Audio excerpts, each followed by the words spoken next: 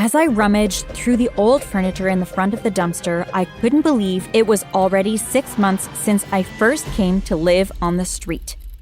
Before I get ahead of myself, let me take you back a bit. Trust me, you won't want to miss this crazy story. As seniors, we have a lot of experience in the tech world. And let me tell you, we discovered the best browser for you guys. It's called Opera GX, and it's amazing. My favorite feature is its sidebar integration. So all your apps, like Facebook Messenger, Discord, WhatsApp, are right there when you open the browser up. If you're worried about moving all your stuff to a different browser, Opera GX gives you a super easy transition with its import tool. Just go to browser settings, then synchronization, import bookmarks and settings, import, and voila, you're ready to go. You can download via the link in the description. Oh yeah, there's also a mobile version you can use, which is in my opinion the best mobile browser out there. Trust me guys, you won't regret it. At the beginning of the year, Mom and I decided that we were going to eat healthier and exercise. Mom was in charge of preparing the amazing meals, and I was in charge of the workouts. We were the perfect duo. That was until I got really ill and landed in the hospital in a coma. While in the coma, I heard everything. I heard when Dad came into my room, held my hand, and cried. "Don't worry, it will be over soon." I heard Mom say one afternoon. I could only assume that she was on the phone since I didn't hear anyone else in the room. I know. It's just taking longer than planned. I'll get it done. I promise." Another day, a man visited Mom at the hospital. They both seemed a bit frustrated as Mom hissed, "I know it's taking longer than planned, but I'll get the job done." Around my second month in the hospital, when one day my eyes fluttered open. The nurse that was in my room at the time called the doctor and they examined me. About an hour later, Mom arrived, and by that time I was sitting up in bed chatting with the nurses. "Hi, Mom," I smiled. Mom didn't answer, but smiled politely at the nurse until she left. Mom looked angry. "This isn't how it was supposed to be." She placed her hand on her forehead frustratedly. Suddenly, a man appeared in the room. "Did the doctor just say she won't?" His words trailed off as he looked towards my bed. I gave him a little wave. I recognized his voice. "Mom, who is this?" Mom glared at me. "This is a friend from work." "So, where's Dad? Is he out in the hall?" "No, your father had an unexpected business trip he needed to attend." Something about Mom's work friend made me very uneasy. "Hi, Mrs. Harris. You must be excited to see Karina awake." Dr. Roosevelt smiled. Dr. Roosevelt filled Mom in on my assessment that was complete before she arrived. I spent another 2 weeks in the hospital before I was finally able to go home. Dad was still on his business trip. I needed to call Dad. I tried to call from my phone, but there was no service. "Mom, what's wrong with my phone?" "Well, you weren't in a position to use it, were you? So I thought it best to cut it." "Will you be reconnecting it anytime soon?" "That won't be necessary." I shook my head and walked to the kitchen to give Dad a call on the landline, but it went straight to voicemail. I left him a message stating how much I missed and loved him, and I couldn't wait for him to come home. Home, which was once a happy place, became a gloomy prison. Our windows were always closed. I wasn't allowed to go outside, nor was I allowed to use the phone or my laptop. "Mom, why are you doing this? Dr. Roosevelt said I could go back to school and live a normal life." "I'm just taking precautions. You weren't taking care of yourself while at the hospital, you know. That costs time and money, so I'll send you back to school when I'm good and ready." One night, around 10 p.m., I heard the doorbell ring. Who in the world is coming to the house at this time of night? I snuck to the living room. There he was again, that guy, Mom's coworker. "Dennis, what are you doing here? I told you never to come to this house." "I don't care what you told me. We have to get rid of your husband." "I can't get rid of Mark. Karina is now awake. If he dies, then she gets a part of the pot." "Luca is breathing down my back. We have to act now. I don't want to end up in Dolphin's Lake like Stan." Mom remained silent. "Well, if you don't want to deal with this little brat, then I will." I knew I needed to get out of there. I stepped back and was about to turn and head back to my bedroom when I knocked over a vase from the bookshelf that I was standing next to. It shattered on the ground. Mom and Dennis looked in my direction and immediately ran towards me.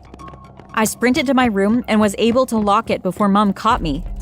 I climbed out my window and bolted down the street until I couldn't run anymore. Dressed only in my pajamas, I shivered as I walked down the street looking for a safe place to spend the night. My teeth clattered and my tummy growled. Just then, 3 men came out from a dilapidated 2-story house and walked in my direction.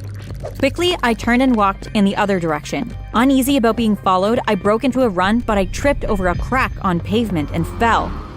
Please don't hurt me. I placed my hands over my face and squeezed my eyes shut. Hey. A deep, gentle voice said, We're here to help. We saw you wandering around and figured you needed some. I opened my eyes slowly, and the man who spoke held his hand out to me. Hi, I'm Big Tony, and this is Sid and Bootsy. The other 2 men nodded politely. Big Tony shrugged the heavy jacket off his shoulders and draped them around mine. Let's get you out of the cold and something to eat. Once back at the house, Sid handed me a burger and a soda. Sorry, the burger is cold and the soda is hot. We don't get many guests. Sid smiled. After I ate, I told the guys how I ended up on the street. They told me they used to be in a gang and prison, but after they came out, they couldn't get jobs, so they ended up on the streets. If you don't mind staying with a couple of bums, you're welcome to stay until you figure out your next step. As the days slowly formed into weeks, I grew to love the guys like uncles. On the outside, they looked big and tough, but they were the gentlest people I'd ever met. Now that I've given you some backstory, let's go back to the part of the story where I was rummaging through the furniture in front of the dumpster. I noticed a car approaching and I recognized the license plate. It was Mom. I ran behind the dumpster and held my knees and placed my head between them. My heart pounded loudly against my chest. Someone sat next to me. Is that her? Sid asked gently. I nodded. Yup, that's her. You guys know what to do. I peered up from my knees and watched as Big Tony and Bootsy followed Mom's car. As soon as the car disappeared, I turned to Sid. Can we go home, please? Sure, let's go. Sid held out his hand and helped me to my feet. Approximately 30 minutes later, Bootsy and Big Tony returned. So, what did you guys find out? Sid raised his eyebrows. Big Tony rubbed his chin. We followed the car to an old sawmill off Dundonald Road. I'll round up some of the other guys and check it out tomorrow night. That sawmill has been abandoned for years. What is she hiding in there? Maybe my dad? I couldn't hold back the tears. Sid held me as I cried uncontrollably. Don't worry. If your dad is in there, we'll find him. Next night, Bootsy stayed with me, while Sid, Big Tony, and a few of the other guys went down to the mill. Everything will be okay. But what if they do find Dad and he's hurt, or worse yet? I couldn't bring myself to say the word. Bootsy squeezed my hand. Whatever they find, Big Tony, Sid, and I will do everything we can to give you the life that you deserve. I wasn't supposed to say anything, but Big Tony got a job at the pizzeria taking orders. He's starting tomorrow. Are you serious? Bootsy smiled and nodded. You're the best thing that happened to us bums. It was around 1 a.m. when the door flew open and Sid, Big Tony, and Dad, who looked battered, bruised, and exhausted, came into the house. Dad! I cried and hugged him. Thanks, Sid. Thanks, Big Tony. I looked at Big Tony closely. Big Tony had a wound in his lower abdomen. Big Tony, we've got to get you to the hospital. We don't have time. We need to get you and your dad to safety now. Okay, let's go. I pulled Big Tony's hand, but he didn't move. I'll stay back and keep them off for as long as I can. I'll see you in a bit. Big Tony smiled. Tears filled my eyes. I love you, Big Tony. I hugged him. I love you too. I'll stay and help. Sid nodded in Big Tony's direction. I hugged Sid quickly. You guys need to go. Dad and I followed Bootsy to a manhole at the back of the building that led to the drains below the pavement. Bootsy removed the cover and I jumped into the hole, then Dad, then Bootsy made his way down. He had just covered the manhole when loud explosions ran out. Bootsy, do you know how to get to Cleaver Woods? He nodded. We followed him quickly through the drains. Once we were in the open, Dad led us to a hut on the estate. While Bootsy and I talked, Dad called his lawyer, Errol, and gave him directions. Dad hung up and looked at us. Errol said to wait here. He's on his way. He wanted to chat with me first before we got the police involved. About an hour later, Dad heard a knock on the door and went to open it. Hey, Errol. I'm so sorry, Dave. Be quiet. I heard a third voice. It was Dennis. Dennis pushed Errol further into the room as he walked forward. Now your good friend signed all the necessary paperwork for your estate, which means we no longer need any of you. Dad placed me behind him protectively. This will be your tomb. Which one of you wants to go first? How about you, big man? The man walked over to Bootsy and pointed the bat in his face. I placed my hands on my ears and squeezed my eyes shut. I heard a loud smack and I screamed. I opened my eyes to see the man on the ground, and behind him was Sid. Sid! My eyes lit up. I ran over and hugged him. Dad called the police while Sid told Bootsy what happened at the house. The police came and questioned everyone. After, Sid, Bootsy, and I hugged before we went our separate ways. A few days later, Dad told me Mom had a gambling problem and she promised him she'd stop, but she got in deeper and deeper. The reason he worked so hard was to get money to help pay off Mom's loans. I guess I thought I was doing her a favor by helping her, but I didn't. I guess that my life insurance money was her last hope. I'm so sorry to put you through all of that. I'm sorry that you have to go through this, Dad. I believe that the both of us can make it together. We heard a knock on the door again. I'll get it. I ran to the door and opened it. Sid held a bouquet of flowers. For the pretty lady! Sid winked. Are you guys ready? Bootsy asked. Yep, we're ready. Dad drove us to Big Tony's funeral.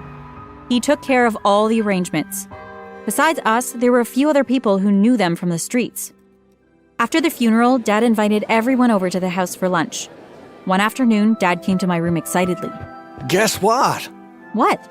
We're millionaires. Huh? Dad went on to explain that a friend of his at work encouraged him to invest in some stock, and the stock was now worth $4.5 million. Dad left the company he worked at and started his own business with Sid and Bootsy as his bodyguards. Who would have thought that these strangers would mean so much to me today? From strangers to friends to family. Continue to sleep in peace, Big Tony. We love you and we miss you.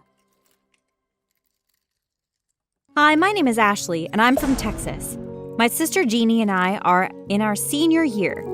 Jeannie and I love each other, but it all changed when my obsession with a boy got between us. Ashley, watch out! It's coming right at you! My best friend Holly shouted. I turned to see a giant raging bull charging right at our lemonade stand at the farmer's market. Before I could react, strong arms grabbed me and dragged me out of the way as the bull charged past me into a wooden fence. Are you all right? I opened my eyes at the unfamiliar voice. The most handsome boy I'd ever seen was staring down at me. You saved me. He offered his hand and pulled me to my feet. Oh my God, Ash! That beast almost killed you! Holly interrupted us with her annoying high-pitched voice. Ugh, talk about bad timing. Not now, Holly. Couldn't she see I was talking to my Prince Charming? I turned to continue my conversation with him, but he was gone. I walked around the market, hoping to bump into him, but I never saw him again. A few days later, I left for summer camp, but I never forgot my mystery savior. Who was he? Want to know what happened and if I finally found him? Keep watching. When I got home from summer camp, Jeannie wouldn't shut up about her new boyfriend, Mark. She said that he was new in town and would be transferring to our school that year. We were getting off the school bus when she pointed at a fancy sports car in the parking lot. Look, there he is. The car door opened and you wouldn't believe who walked out. It was my Prince Charming. I dropped all my books and ran towards him. I threw my arms around him and almost tackled him to the ground. I can't believe it's you. I've been looking all over for you. He looked confused for a minute before he finally recognized me. You're the girl from the market. Yes, my name is Ashley, and yours? Ashley? Mark? What's happening here? Did Jeannie just call him Mark? Mark as in her boyfriend Mark? Please tell me this is a joke. How could you do this? Do what? As if you don't know. Mark is the guy I've been talking about all summer. You stole him from me. I'm sorry, what's going on? Ever since you saved me from that crazy bull, I haven't stopped thinking about you. I looked everywhere for you, but somehow Jeannie found you first and made you her boyfriend. Ashley, I had no idea Mark was the same guy you've been looking for. You have to believe me. Obviously, you have to break up with him. Wait, what? Why? Because knowing you're with him hurts my feelings. What about my feelings? I like him, you know, but I like him too. Don't be ridiculous, you barely know him. I've been with him all summer. We were making a scene, but I was too angry to care. Just then, Jeannie's phone rang. She answered and listened briefly, then turned to me. We need to go back home now. Grandma is critically ill. Our grandma lived with us. She'd been in and out of hospital for months, and we knew she didn't have much time. We arrived home and went straight to her room. Grandma, can you hear me? It's me, Jeannie. Although she didn't open her eyes, she lifted her bony hand and touched Jeannie's face. Oh, Jeannie, you always were my favorite grandchild. I have something for you. Please check under the bed. I was hurt. Why wasn't I her favorite grandchild? Jeannie knelt next to the bed and pulled out a metal box. She opened it and took out a tiny glass bottle with brown liquid inside it. Grandma, what's this? Many years ago, a witch put a curse on all the women in our family, born and unborn. She cursed us to never find true love. Grandma coughed for a few seconds, then continued. That bottle contains the only potion that can undo that curse. Take it and guard it when you find a boy you like. Drink it, then kiss him. He will have eyes only for you. But what about me? Don't you have a potion for me too? Grandma didn't respond. She looked like she was fast asleep. But how? She was just talking a minute ago. I grabbed Grandma and started to shake her. Ashley, stop! You're hurting her! I was enraged. I knew Jeannie was going to use that potion on Mark. It's not fair! It's not fair! But I was too late. Grandma had already passed. A few days after Grandma's funeral, I was in my room when I saw something through my window. It was Jeannie, and she was climbing the huge tree in our backyard. Was she insane?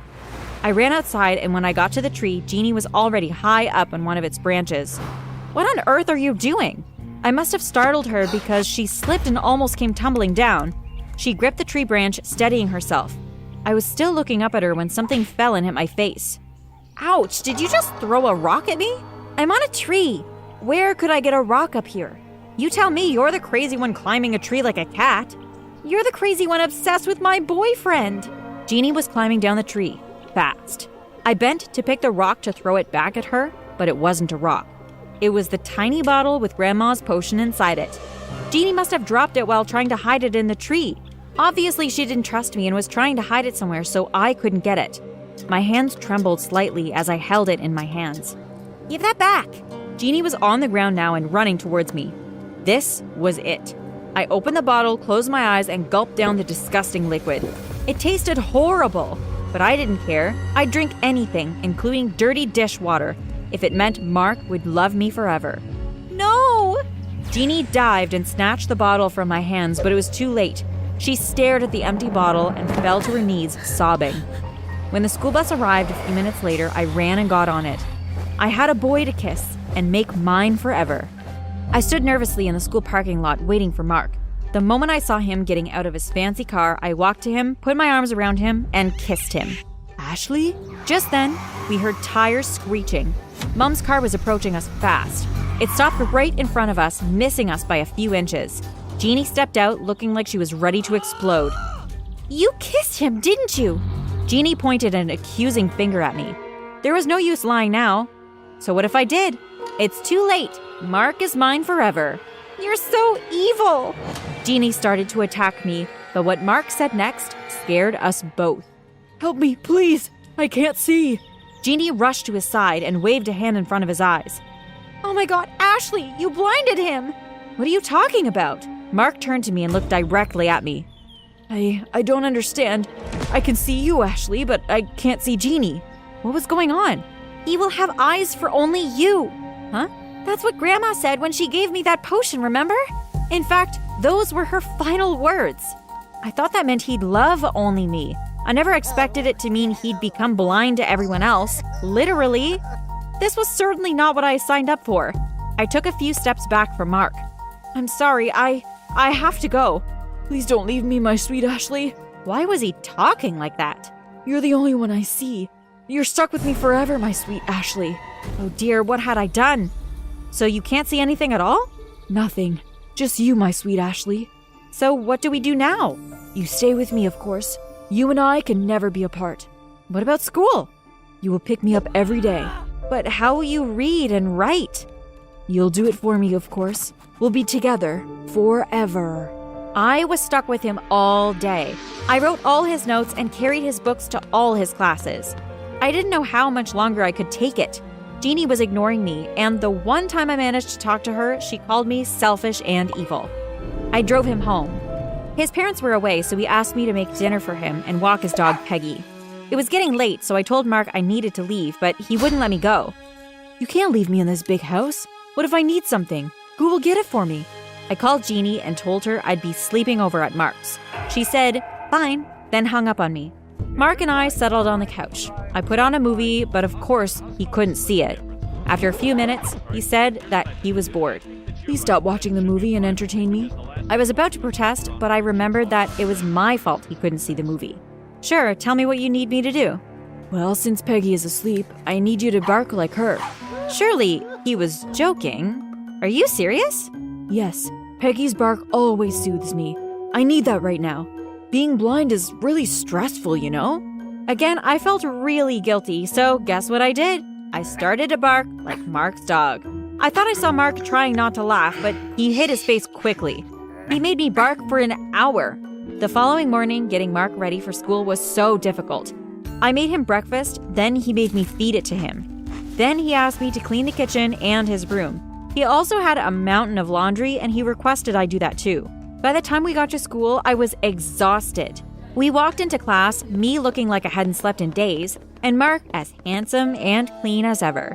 He wore dark glasses, and that attracted a lot of curious glances. We were in history class when the door burst open and a woman ran straight to Mark. She hugged him tightly and started to cry so loudly. Oh my God, Mark, what happened? The principal just called us. You're blind? Why didn't you tell us? It's fine, Mom. Ashley is taking care of me. Come, I'm taking you to the hospital now. She took his hand and pulled him to his feet. I don't need a hospital, Mom. I don't want to see anyone but Ashley for the rest of my life. I love her and she loves me.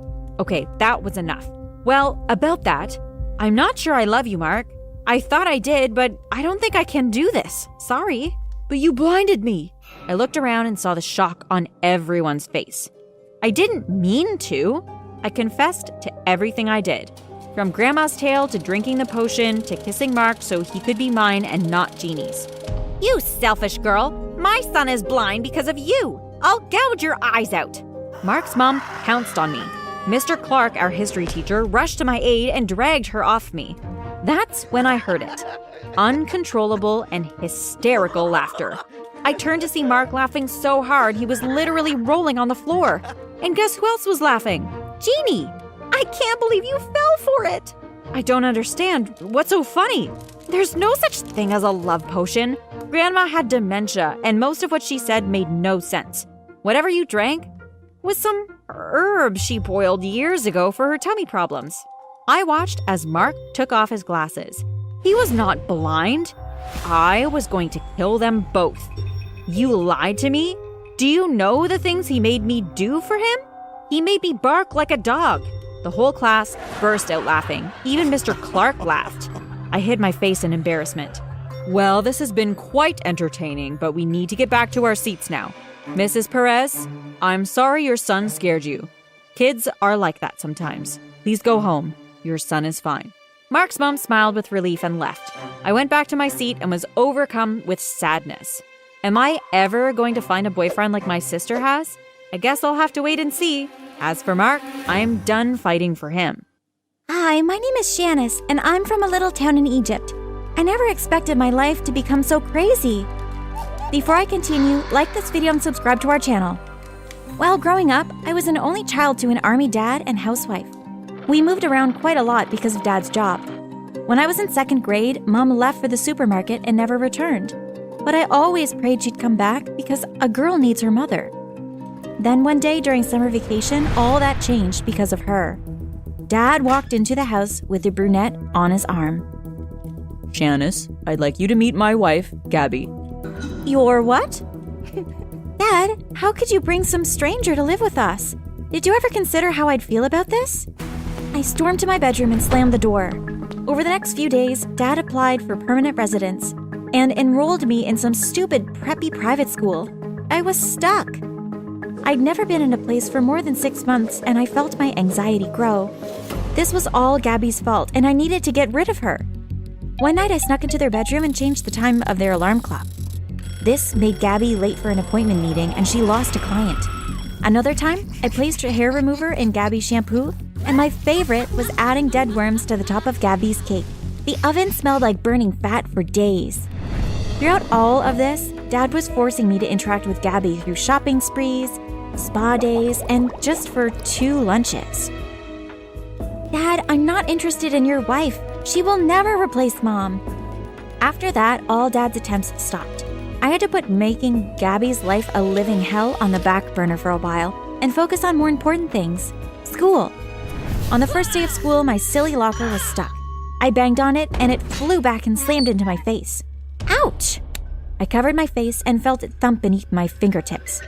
Enraged, I slammed the locker shut and was startled to find a very cute boy staring back at me. Hi, I'm Joe. I'm Shanice. I had this locker last year. All she needs is some tender love and affection. Don't you, Samantha? You named your locker Samantha? Joe shook his head and then demonstrated how to open and close the locker so I wouldn't have any more unfortunate incidents. The bell rang. What homeroom are you in? Room 201. Great, I'm heading the same way. I sat at the back of the class and Joe sat a few rows ahead of me. I couldn't help but daydream about him during class. He was super cute. We weren't in all the same classes, but he'd say hi to me every time he saw me. That meant something, right? During dinner, Dad and Gabby pestered me about my first day. The doorbell rang and I sprung up from my seat to answer. Saved by the bell. I pulled open the door and froze. Shanice? Dad called. Who's at the door? I tried to speak, but I couldn't get the words out. Shanice, who's by? I stepped to the side so Dad could see. Debbie, what are you doing here? It was my mom. I came to see Shanice. Shanice, go to your room. I moved from the front door, but there was no way I was going to my room. I hid behind the wall and listened. What are you doing here? I came to see my daughter. You need to leave. I have a right to see my daughter. You gave up that right 7 years ago when you walked out on her. Dad slammed the door and locked it. Dad, what are you doing? You could have let her in. You found another wife, but that's the only mother I have. I stormed off, went to my bedroom, and locked the door. Shortly after, there was a knock on the door. Shanice, can I come in? No. I heard the door unlock, and Gabby stepped into my room with a key in her hand. I know you didn't just unlock my door and walk in after I told you no. I just thought we could talk. What I want is to be left alone. I just want to make... I don't care what you want. I want you to get out of my room and leave me alone. You are not my mother. I don't need anything from you. Just then, Dad walked into my room and Gabby shook her head at him and held his arm. Dad glared at me and I placed my headphones in my ears, laid in bed, and turned to face the wall. Over the next few days, I avoided Dad and Gabby as much as possible. Gabby seemed uncomfortable, but I didn't care. She made me uncomfortable by marrying Dad. Did she ever consider that? What kind of woman marries a man without meeting his kid first? One afternoon during biology class, Joe and I were teamed together to work on a project. How about we start the project at my house after school? Fine by me. Joe's dad, Mr. Lewis, dropped us off at the house. I'm going to pick up your mom and a couple of pizzas for you and Shanice. And Joe, no hanky-panky. Mr. Lewis winked at us, then drove off, and Joe's face turned red, and I chuckled. Let's go inside. About 2 hours later, there was a knock on Joe's bedroom door, and a lady walked in with a box of pizza. I hope you kids like pineapple on pizza. Mom! What are you doing here? Before Mom could respond, I continued, Is this why you abandoned Dad and me? To come here and create your own little family? Is this what you've been doing all this time, playing Mom when I needed you? I grabbed my belongings and left Joe's house. As soon as I got home, I stormed into Dad's bedroom. Why did Mom leave? Doesn't matter why Mom left. She's the past and Gabby is my present and future. Our future. Dad, it matters to me. She's my mother. Gabby isn't. I'm not a baby anymore. If you don't want to tell me, then I'll ask her myself. If you walk out of that door, don't bother coming back. Is that the last thing you told Mom? I arrived at Joe's a few minutes later and knocked. Hey, Shanice. Look, I'm sorry about what happened before, but I need to speak to Mom. She's not here. She left for the night. What do you mean left for the night? Doesn't she live here? Isn't she your mother? No, she's our maid. Your mom has worked with us for years. Oh, do you know where she lives? Sorry, I don't. Okay, thanks anyway. I couldn't face Dad, and I had nowhere to go. I waited until all the lights were out at Joe's to curl up on the back porch swing. Luckily, there was a quilt draped over it, which I used to shield myself from the coldness of the night air. I jumped up and spattered. What are you doing on my back porch, you vagabond? Hey, stop it! What are you doing? Joe and Mom rushed out to the house to see what the commotion was about. Mom stepped in front of me. Mrs. Lewis, please, this is my daughter. Tell your daughter to get herself off my back porch. Ma'am, just let me chat with her for a few minutes. Chat quickly. You have work to do. Joe looked at me apologetically before he followed his mother into the house. Mom sat next to me. I apologized for my outburst yesterday. I told her I needed answers about why she left. I walked in on your dad having an affair, Shanice. I was a housewife. I don't have a job, money, or anywhere to go. But I knew I couldn't stay with your father anymore. I left you because your father was able to take care of you and I couldn't. It's not that I wanted to, but I didn't have a choice. I hope you can forgive me. I hugged Mom and told her that I forgave her. Debbie, these dishes won't wash themselves. Duty calls, Mom said, and I exchanged numbers and hugged her goodbye. When I got home, Dad hugged me. Shanice, I was worried. I didn't mean what I said. I'm sorry you didn't think you could come home. It's okay, Dad. I've got to get ready for school or I'll be late. I really wasn't in the mood for school, but I didn't want Dad to question me about where I was. At school, Joe and I decided to finish the project at my house. When Joe and I walked into the house, he greeted Gabby, but I walked past. Don't lock that door, Gabby called behind us as we walked towards my room. As soon as I entered my room, I closed the door and locked it. You know there's something I wanted to do since the first time I saw you? What's that? Joe cupped my face gently and kissed me. I felt as though the butterflies in my stomach would lift me up and take me away. When we pulled away, I opened my eyes and to my horror, Gabby stood there watching us. Without saying another word, she closed the door and left. That night at dinner, I waited to see if Gabby was going to tell Dad what she saw, but she didn't. When I caught Gabby alone, I thanked her for not telling Dad. Maybe you're not that bad after all. Over the next few weeks, Joe and I began spending more time together, which I enjoyed, especially the kissing part. Gabby went out of town for a few days, and I decided to invite Mom over. I told her it was okay with Dad, but of course I didn't tell Dad that Mom was coming. Around 8 p.m., Dad walked into the house. Debbie, what are you doing here? Mom looked at me. Look, Dad, I wanted company and Mom and I needed to catch up. Dad, come on, she's my mother. Dad passed his hands through his hair frustratedly. Fine. I bet I can still beat you at poker. Mom teased. Dad's competitive spirit flared up. Oh, you wish. That was the first time in a long time that I heard my dad laugh, and myself for that matter. Mom was good for us, even if Dad didn't realize it yet. By the time we were finished, it was midnight. Well, I'd better be leaving. Mom, you can't go home at this hour. We can share my bed.